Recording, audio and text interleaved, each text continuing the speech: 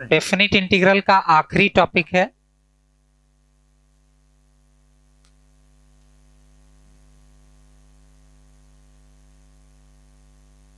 Reduction formula.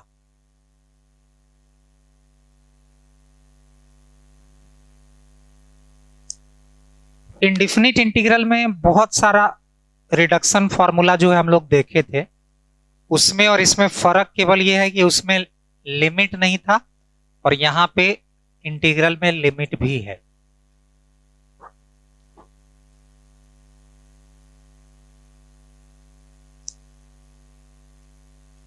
तो जैसे कोई डेफिनिट इंटीग्रल है आई एन जो कि बराबर है integral 0 to π/2 sine to the power n x dx।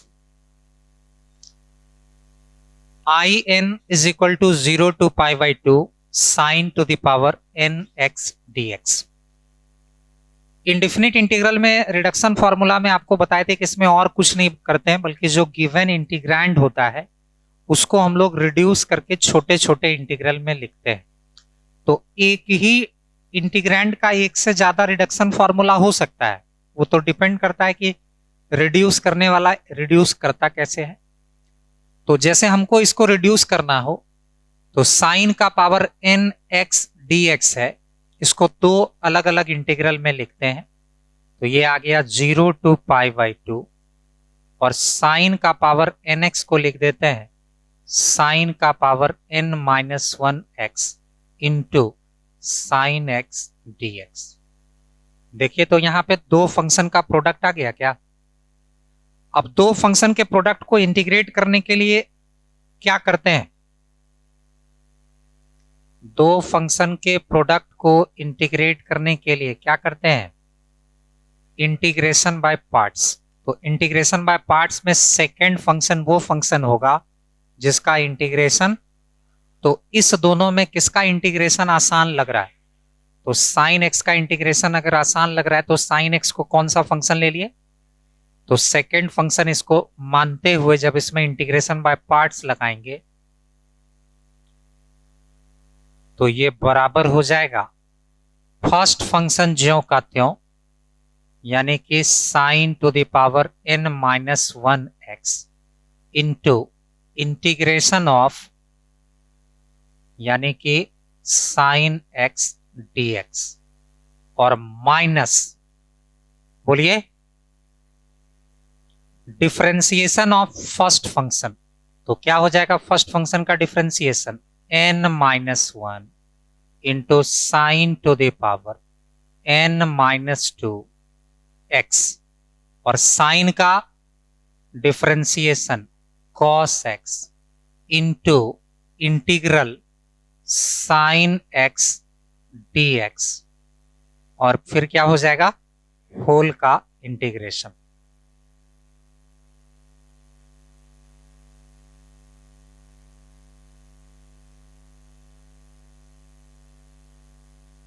हो जाएगा क्या।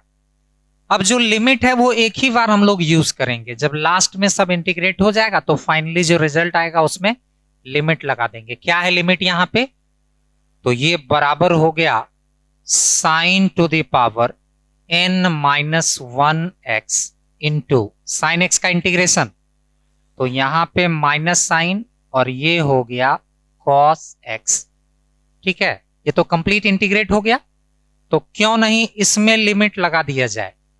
क्या है इसका लिमिट, 0 से π/2 माइनस n-1 कांस्टेंट है, बाहर निकाल लीजिए और ये हो गया into integral sign to the power n-2x और इंटू cos x और ये जरा बताइए तो क्या हो जाएगा, साइन एक्स का इंटीग्रेशन, तो ये हो गया इंटू cos x और फिर होल का इंटीग्रेशन और माइनस होने की वजह से यहां प्लस साइन हो जाएगा क्या।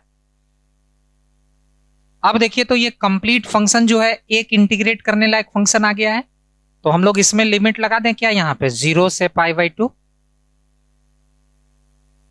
तो ये बराबर हो जाएगा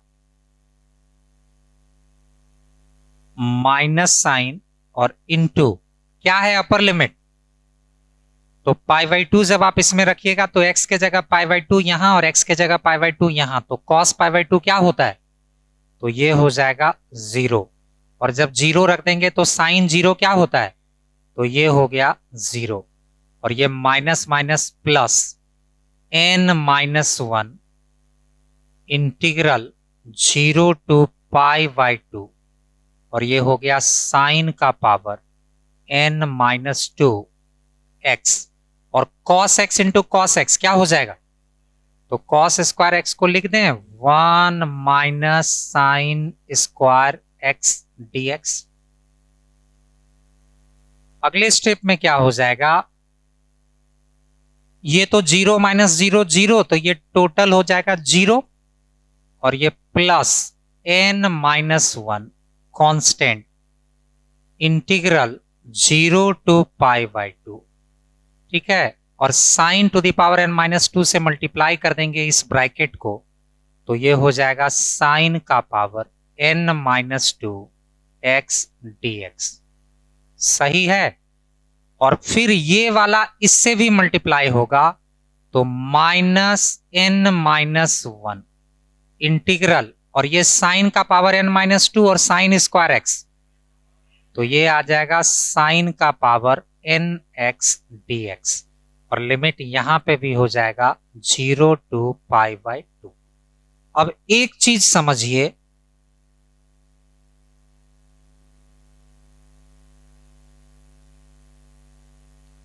जिस इंटीग्रल को हम लोगों को इंटीग्रेट करना था उसमें उसको हम लोग क्या एज्यूम किए थे और लिमिट क्या था, तो आई एन बराबर है 0 से π/2 साइन का पावर n x dx।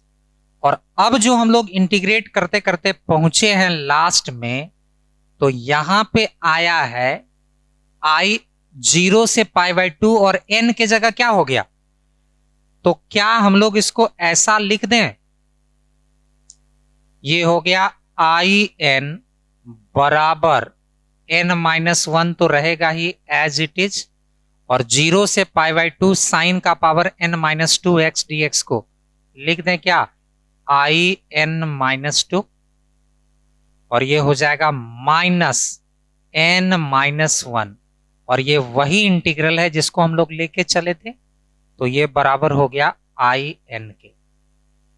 इस टर्म को इस तरफ ले आइए, तो यहां पहले से आई एन है ऑलरेडी, ये कॉमन हो जाएगा, तो ये हो गया 1 प्लस n-1 और ये बराबर हो जाएगा n-1 इंटू आई n-2।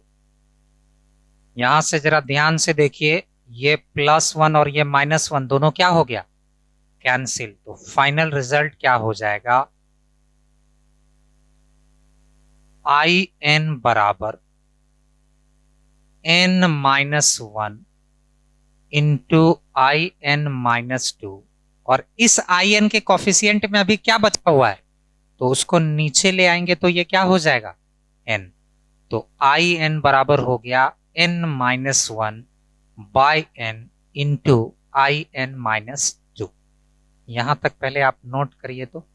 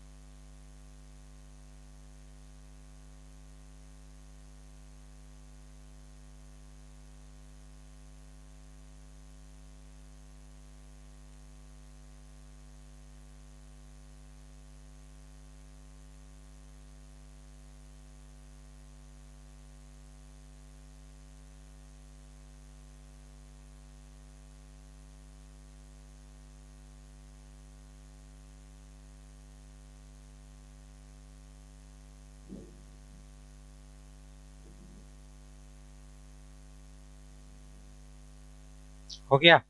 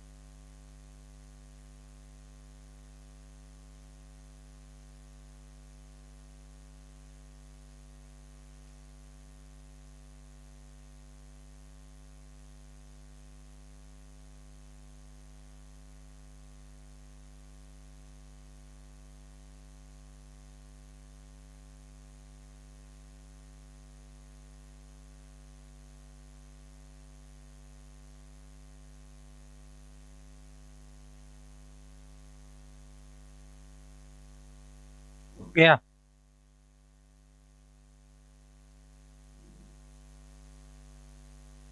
देखिए, अब आई एन बराबर है n-1/n in-2। अगर यहां हम n के जगह n-2 रख दें तो in-2 बराबर हो जाएगा n-3 divided by n-2 into in-4। फिर n के जगह n-2 रख देंगे तो ये हो जाएगा in-4 is equal to n-5 by n-4 into in-6। फिर हम n के जगह n-2 रख देंगे तो ये हो जाएगा in-6 is equal to n-7 divided by n-6 into in-8। अब जरा ऐसे ही चलते जाएगा तो एक चीज जरा आप गौर करिए, क्या था in बराबर n-1 बाय n, और यहां पे क्या था in माइनस। अब in-2 का वैल्यू यहां से रख देंगे, रुक जाइए समझते हुए रखिएगा। in-2 का जब ये वैल्यू यहां पे रखेंगे तो क्या नजर आएगा, in is equal to n-1 by n और into n-3 by n-2 into in-2 का वैल्यू रखे तो क्या बच गया।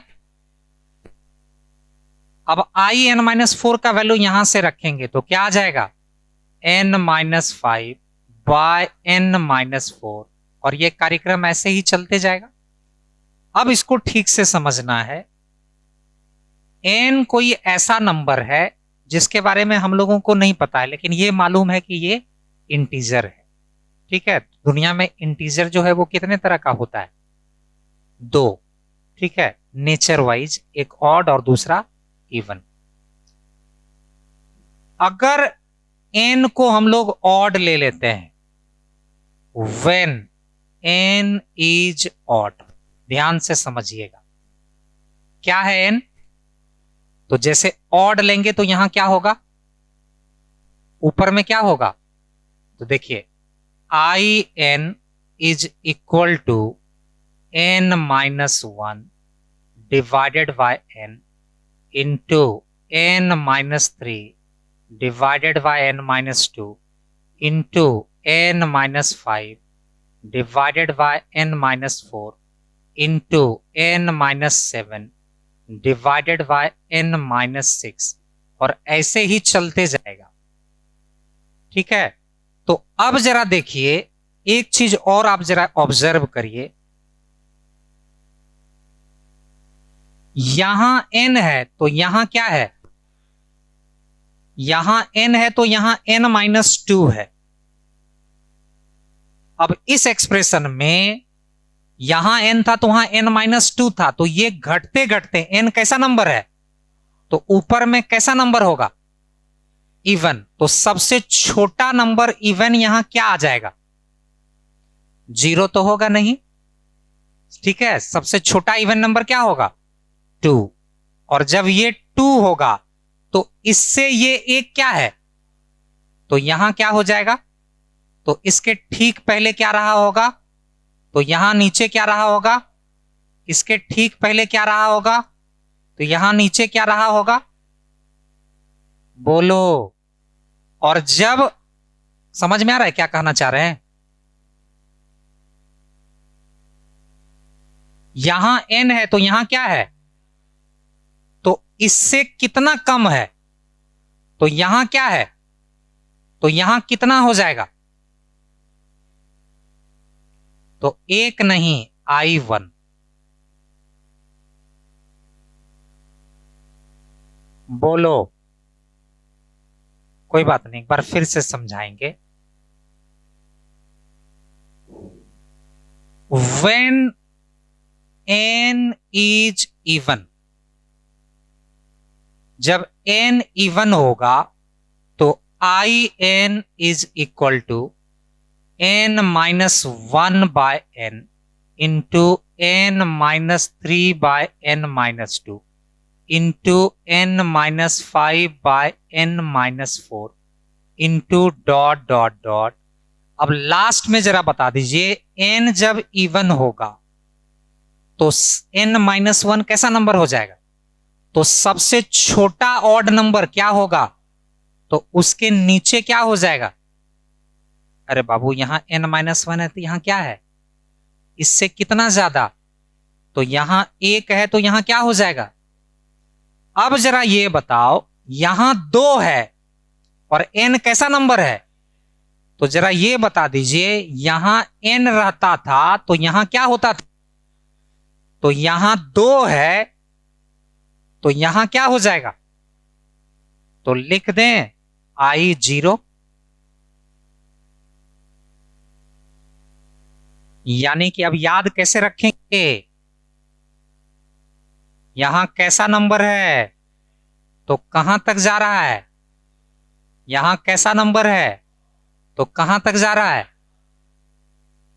गिनती ऐसे 1 2 3 4 5 6 7 ऐसे ही चलते जा रहा है। कुछ आया समझ में, तो पहले आप नोट करिए फिर और समझाएंगे।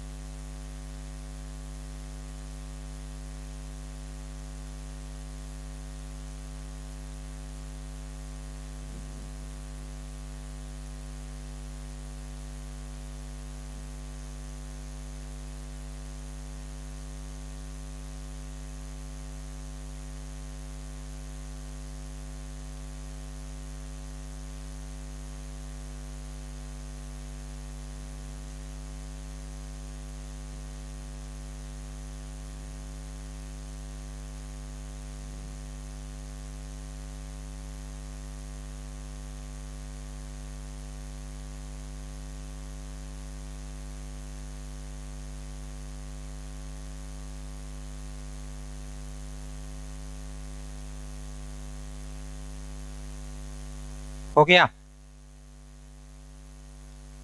फिर से एक बार आप समझिए क्या कहना चाह रहे हैं। अपने पास कोई इंटीग्रल था I N is equal to integral 0 to π/2 sine to the power N x D x. I N is equal to 0 to π/2 sine to the power N x D x. जब हम लोग इसमें रिडक्शन फॉर्मूला लगाए तो I N बराबर हो गया n-1 divided by n into n-3 divided by n-2 into n-5 divided by n-4 into n-7 divided by n-6 into dot dot dot. अब आखिरी वाला टर्म क्या होगा ये किस पे डिपेंड करने लगा था? n पे। तो n ऑब्वियस है, n अगर इंटीजर है तो दो पॉसिबिलिटी है, या तो इवन इंटीजर होगा या ऑड इंटीजर होगा। तो इवन या ऑड इंटीजर होगा तो हम बारी बारी से केस ले लिए। तो सबसे पहले केस ले लेते हैं 1 n इज इवन। तो जब n इवन होगा तो n-1 क्या हो जाएगा? इसका मतलब ऊपर में जितना भी मैथमेटिकल एक्सप्रेशन होगा सब का सब ऑड होगा। तो जब हम लोग लिखना शुरू करेंगे तो I N is equal to n-1 by n into n-3 by n, sorry n-2 into n-5 by n-4 into dot dot dot. तो सबसे छोटा ऑड नंबर क्या होगा? तो नीचे क्या हो जाएगा? तो यहां पे क्या हो जाएगा? तो नीचे क्या होगा? ऐसे ही चलेगा क्या? और अब अगर यहां 2 है तो यहां क्या हो जाएगा? होगा। एंड सिमिलरली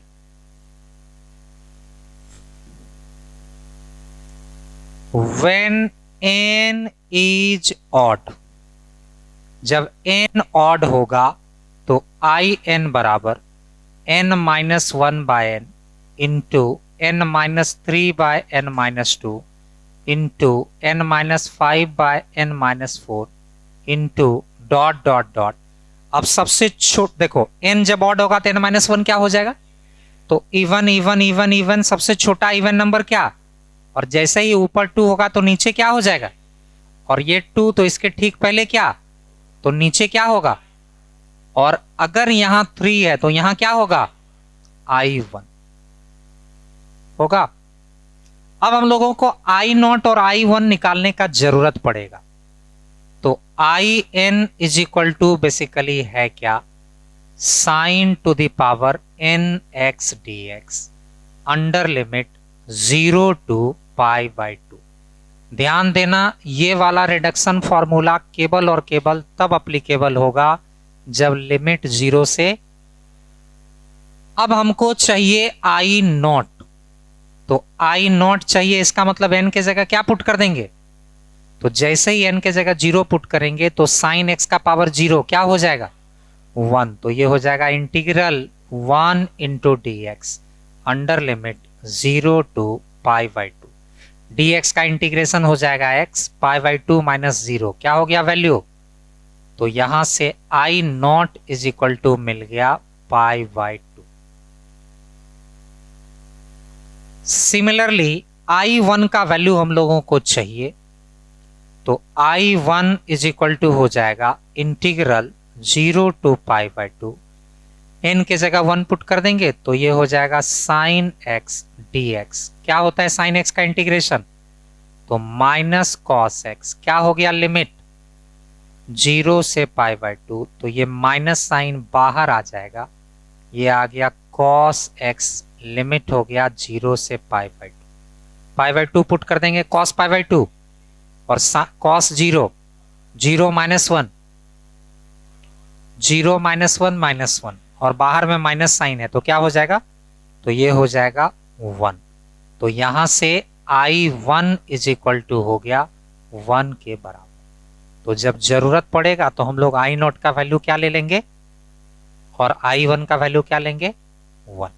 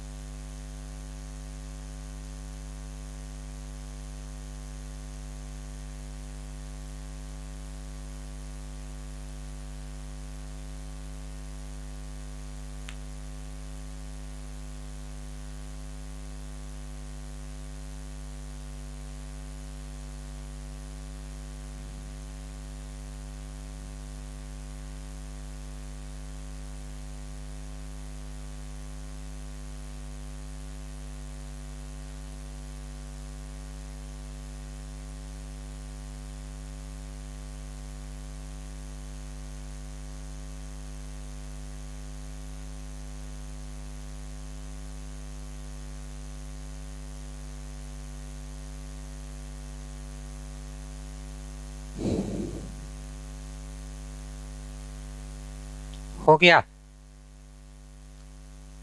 अब जैसे ऐसे इसी को कहा जाता है वॉलिस फॉर्मूला, ठीक है, लेकिन हम लोगों को फॉर्मूला का नाम लेना जरूरी नहीं है। तो जैसे हम लोग से पूछा जाए integral sign to the power 11x dx under limit 0 to π/2, और पूछा जाए कि इसका वैल्यू क्या होगा, तो जरा ध्यान से देखिए। तो इसमें जो n का वैल्यू है वो ऑड है कि इवन है? ऑड है। तो क्या होता है इसका रिडक्शन फॉर्मूला? n-1, याद आ रहा है? तो n-1, तो 11 - 1 क्या हो जाएगा? 10 डिवाइडेड बाय 11 इंटू क्या हो जाएगा? 8 डिवाइडेड बाय 9 इंटू क्या हो जाएगा? 6 डिवाइडेड बाय 7 इंटू क्या हो जाएगा? 4 डिवाइडेड बाय 5 इंटू क्या हो जाएगा? 2 डिवाइडेड बाय, और इंटू क्या हो जाएगा? I1 होगा क्या? और I1 का वैल्यू अभी तुरंत कैलकुलेट करवाए थे, किसके बराबर होता है? 1। तो अगले स्टेप में हो जाएगा 10/11 into 8/9 into 6/7 into 4/5 into 2/3 into 1। तो यहां से आ जाएगा, ये 3 से ये 6 कैंसिल तो हो गया 2, 5 से 10 कैंसिल तो ये भी हो जाएगा 2,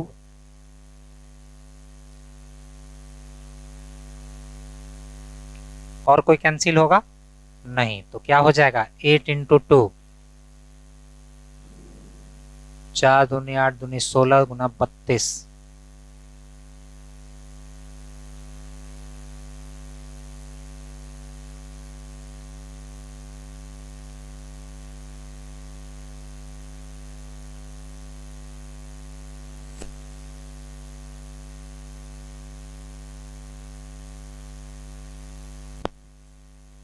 यही हो गया आंसर।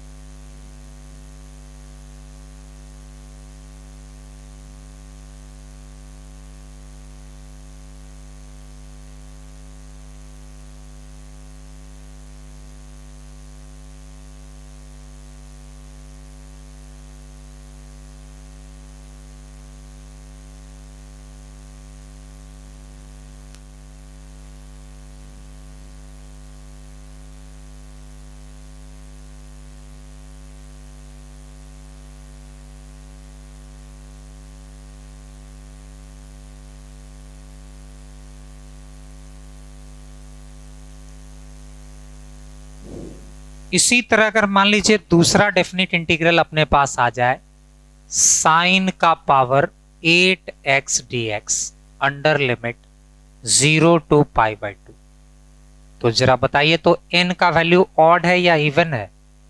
तो इवन है तो हम लोग इसका रिडक्शन फॉर्मूला तो क्या आ जाएगा, 8 - 1 यानी कि 7/8 इंटू क्या हो जाएगा 5/6 इंटू क्या हो जाएगा 3/4 इंटू क्या हो जाएगा 1/2 इंटू क्या हो जाएगा I0।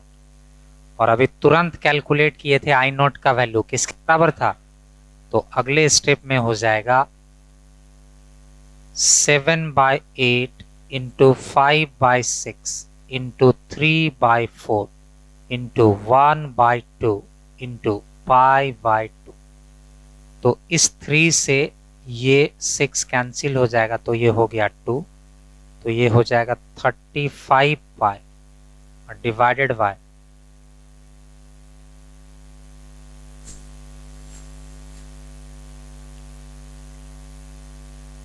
तो यही हो गया आंसर। तो क्या ये मान लिया जाए कि 0 से π/2 sin to the power nx का रिडक्शन फॉर्मूला आपके दिमाग में सेट हो गया? एक बार फिर से हम लोग लिख के देख लेते हैं।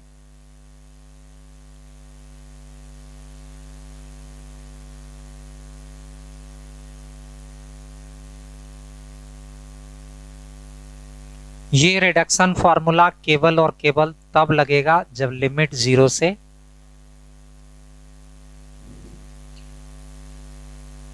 तो in is equal to integral 0 to π/2 sine का पावर nx dx। इसका रिडक्शन फॉर्मूला क्या था, n-1 divided by n into n-3 divided by n-2 into n-5 divided by n-4 into n-7 divided by n-6 into dot dot dot. अब ये lastly इसका आखिरी term क्या होगा वो किस पे डिपेंड करेगा, तो वही दो पॉसिबिलिटी, n हो गया ऑड, तो n अगर ऑड होगा तो n-1 क्या हो जाएगा, तो यहां से in is equal to n-1/n into n-3/n-2 into n-5/n-4 into dot dot dot. तो आखिरी इवन नंबर क्या हो जाएगा, तो यहां लास्ट में क्या हो जाएगा, एंड सिमिलरली n जब इवन होगा तो in बराबर हो गया n-1/n into n-3/n-2 into n-5/n-4। और n जब इवन होगा तो n-1 क्या हो जाएगा, तो ऊपर में ऑड ऑड ऑड, तो सबसे छोटा ऑड नंबर क्या, तो नीचे क्या हो जाएगा, तो यहां क्या हो जाएगा, और I0 और I1 दोनों का वैल्यू आपको कैलकुलेट करके दिखा चुके हैं, तो जरूरत पड़ने पे हम लोग इसको पुट कर लिया करेंगे।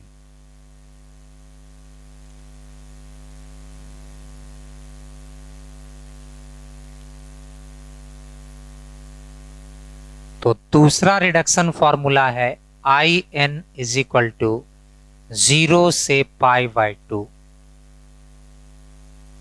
cos to the power nx dx। कर सकते हैं आप इसको रिड्यूस? कैसे रिड्यूस करेंगे बोलिए?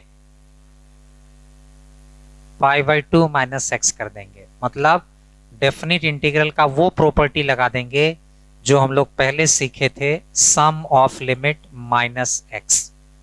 याद करिए, एक प्रॉपर्टी आपको सिखाए थे, a to b f x D x is equal to होता है integral a to b f of a plus b minus x D x.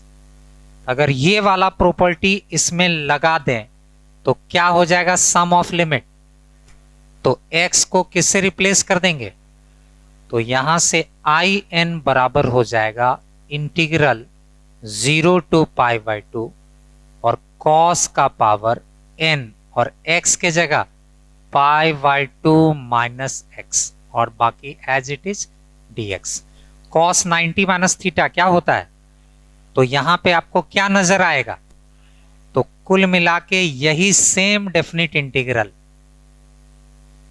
ये डेफिनिट इंटीग्रल कन्वर्ट हो चुका होगा I N is equal to 0 to pi by 2 sine to the power N x D X. बोलो। और इसका तो reduction formula हम लोग को अब शायद याद हो गया है। क्या हो जाएगा इसका reduction formula? I N is equal to N minus 1 by N into N minus 3 by N minus 2 into N minus 5 by N minus 4 into dot dot dot. अब वो n पे डिपेंड करेगा। अगर n ऑड होगा तो n minus 1 even हो जाएगा, तो ये हो जाएगा 2 बाई 3 और ये हो जाएगा i1। अगर n इवन होगा तो n माइनस 1 ऑड हो जाएगा, तो आखिरी वाला हो जाएगा ये 1 बाई 2 और ये हो जाएगा i0। बाकी ऑर्डर ऐसे ही चलेगा। तो कितना रिडक्शन फॉर्मूला आप सीख लिए? 2।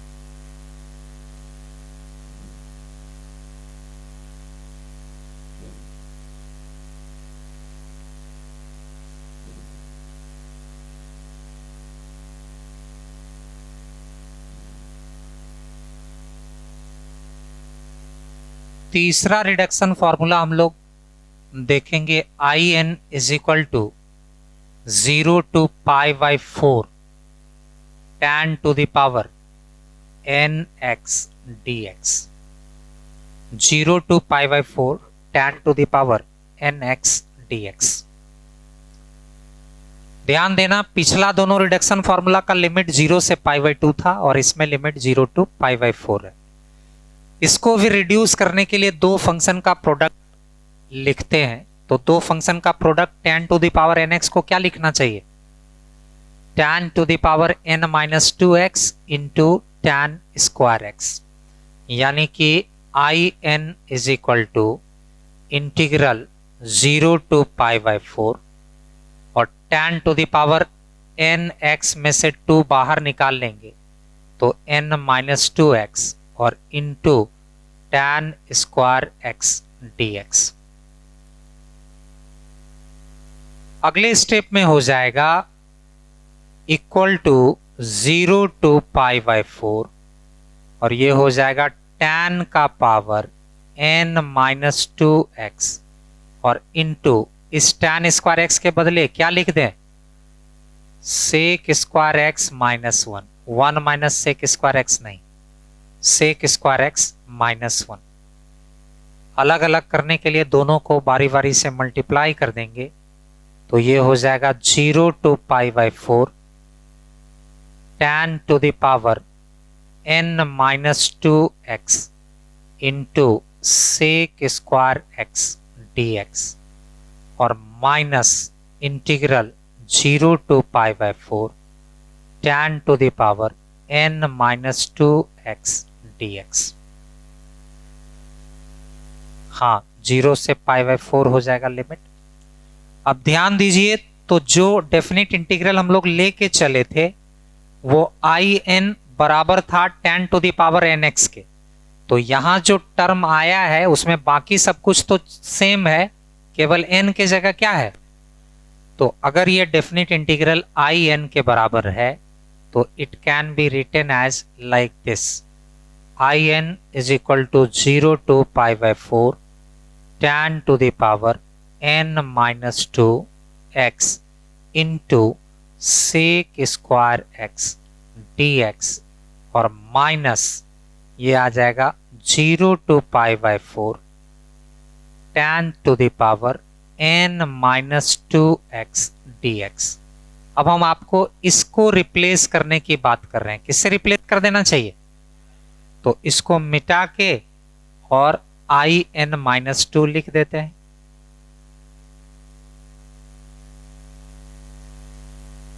ये हो गया माइनस in-2। in-2 को इस तरफ ले आइए तो ये हो जाएगा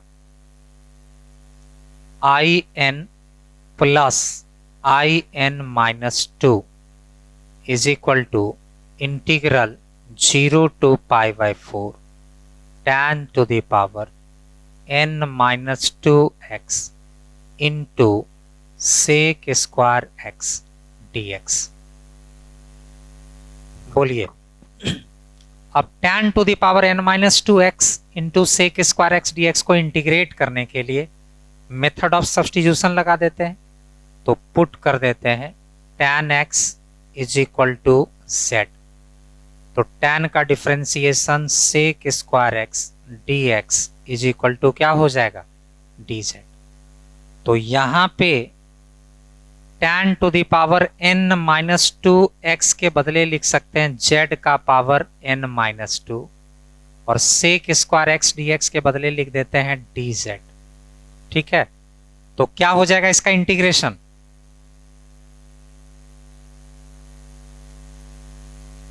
in प्लस in-2 और ये बराबर हो जाएगा z का पावर n-2 dz।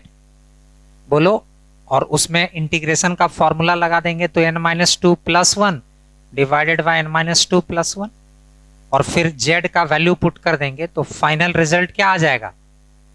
tan का power n-1x divided by n-1 और लिमिट हो जाएगा 0 से π/4। समझ गए कि नहीं? जब x के जगह π/4 पुट कर देंगे तो tan π/4 क्या होता है और 0 पुट कर देंगे तो tan 0 क्या होता है? तो π/4 हो गया 1, तो 1 - 0/n-1 तो क्या आ जाएगा result? Finally in plus in-2 is equal to 1/n-1। इसी रिडक्शन फॉर्मूला पे डायरेक्ट क्वेश्चन आया हुआ है n का अलग अलग वैल्यू पुट करके। मान लीजिए n के जगह 5 पुट कर देंगे तो i5 plus i3 is equal to 1/4। n के जगह 7 पुट कर देंगे तो i7 plus i5 is equal to 1/6। तो इस पे डायरेक्ट क्वेश्चन इसी रिजल्ट पे आया हुआ है।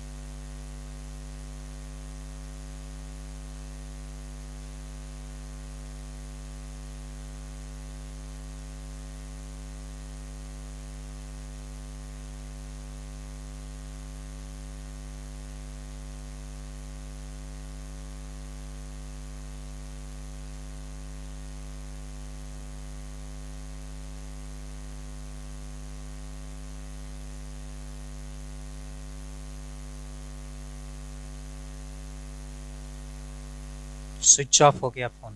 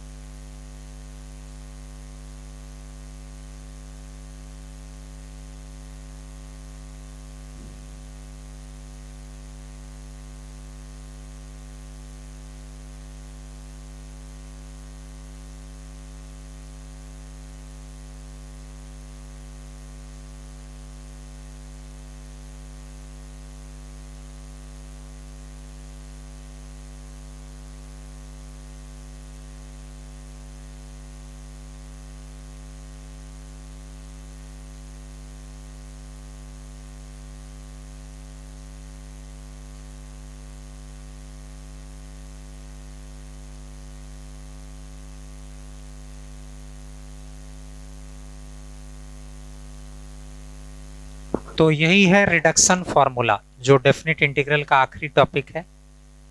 ठीक है, इसके बाद अब आप एक बार अच्छे से रिवाइज कर लीजिएगा शुरू से। प्रॉपर्टीज ऑफ डेफिनेट इंटीग्रल में आपको क्या क्या प्रॉपर्टी बताए, जो कि कम से कम इतना जानना इंपॉर्टेंट है। हो सकता है किसी पर्टिकुलर बुक में नंबर ऑफ प्रॉपर्टी आपको दिखे कि कुछ एक ज्यादा है। ठीक है, तो वो प्रॉपर्टी या तो इसी प्रॉपर्टी में से निकाला गया है या फिर उसका कोई उपयोग नहीं है। ठीक है, तो तो क्या क्या था प्रॉपर्टी, एक बार आपको याद दिला देते हैं। सबसे पहले वेरिएबल को चेंज करने वाला प्रॉपर्टी, दूसरा प्रॉपर्टी था लिमिट को चेंज करने वाला, तीसरा प्रॉपर्टी था एक डेफिनेट इंटीग्रल को एक से ज्यादा इंटीग्रल में लिख सकते हैं, चौथा प्रॉपर्टी था sum of limit minus x, lower limit a है अपर लिमिट बी है तो a plus b minus x. ठीक है, पांचवा प्रॉपर्टी था ऑड और इवन वाला, किसी भी डेफिनेट इंटीग्रल का limits equal in magnitude opposite in sign हो तो हम लोग ऑड इवन सोचते थे। एक में ऑड फंक्शन के केस में इंटीग्रल वैल्यू और इवन के केस में 2 टाइम्स 0 टू a। ठीक है, तो कुल मिला के ये अगर इस दोनों को एक मानते हैं तो 6 प्रॉपर्टी हो गया।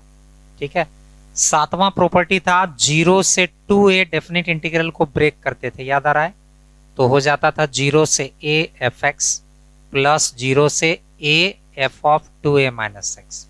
इसका भी इंटीग्रल वैल्यू क्या होता था, या तो 0 हो जाता था या 2 टाइम्स 0 टू a हो जाता था, याद आ रहा है। 0 कब होता था, जब f of 2a minus x minus F x के बराबर होता था, और 2 टाइम्स कब होता था, जब 0 से a f ऑफ x जो है वो ऐड हो जाता था, यानी कि f of 2a minus x F x के बराबर हो जाता था। ठीक है, ये हो गया प्रॉपर्टी। उसके बाद आ जाइए किस पे, पीरियोडिक फंक्शन से रिलेटेड प्रॉपर्टी। उसमें 4 प्रॉपर्टी बताए थे, 0 से N T F x D X तो n टाइम्स 0 से t। दूसरा क्या हो गया था, दोनों को अगर शिफ्ट कर देंगे तो a plus N T F x D X. तीसरा अगर ए टी से बी टी तक इंटीग्रेट करेंगे तो a minus B 0 to T F x D X, याद आ रहा है। और चौथा था a से b अगर कोई इंटीग्रल है तो उसका integral value N T times अगर दोनों को शिफ्ट कर देंगे तो कोई फर्क नहीं पड़ेगा। पीरियोडिक फंक्शन से रिलेटेड ये 4 प्रॉपर्टी था। और उसके बाद एस्टिमेशन में 4 प्रॉपर्टी था, याद आ रहा है। पहला प्रॉपर्टी क्या था एस्टिमेशन में, अगर एफ एक्स छोटा है जी एक्स से, जी एक्स छोटा है एच एक्स से, तो इसका डेफिनेट इंटीग्रल भी इसी ऑर्डर में होगा।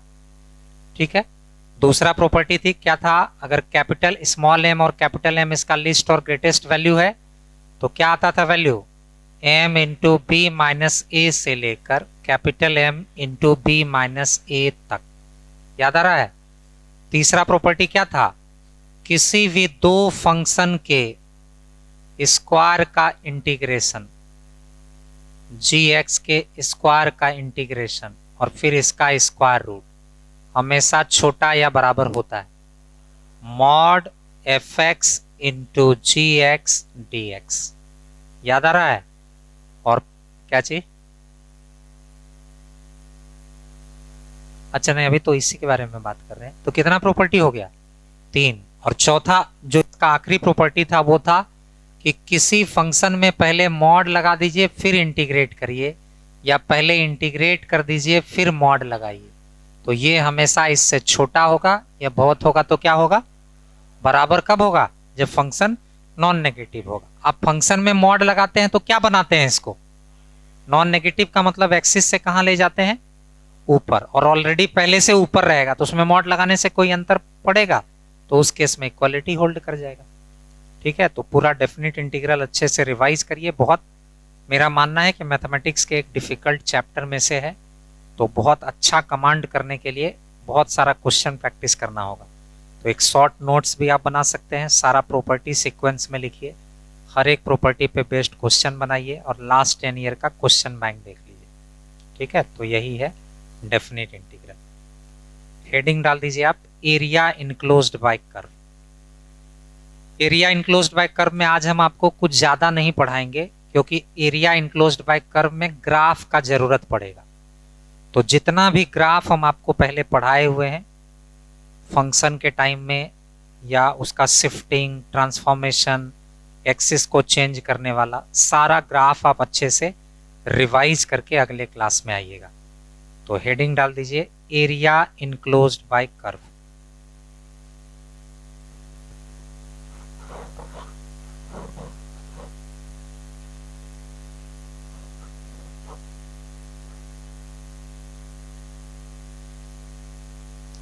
Area enclosed by curve. जब डेफिनिट इंटीग्रल आपको पढ़ाना शुरू किए थे तो वहां पे डेफिनिट इंटीग्रल का ज्योमेट्रिकल मीनिंग समझाए थे। क्या था डेफिनिट इंटीग्रल का ज्योमेट्रिकल मीनिंग? किसी भी फंक्शन f(x) का with respect to x integration उस फंक्शन के द्वारा इनक्लोज्ड कर्व का एरिया, कौन सा एरिया बताता है? Algebraic area. ठीक है, अलजेब्रिकल एरिया का मतलब area with proper sign. Area with proper sign का मतलब x एक्सिस के ऊपर होगा तो साइन पॉजिटिव, नीचे होगा तो साइन। अब हम लोग टॉपिक का क्या नाम दे दिए? तो ये अलजेब्रिकल एरिया नहीं होगा, ये कैसा एरिया है? Actual area. तो अगर कोई कर्व इनक्लोज्ड होता होगा तो उसका एरिया ना तो कभी भी 0 होगा ना कभी भी नेगेटिव होगा। तो लिख दीजिए 2-4 लाइन। We know that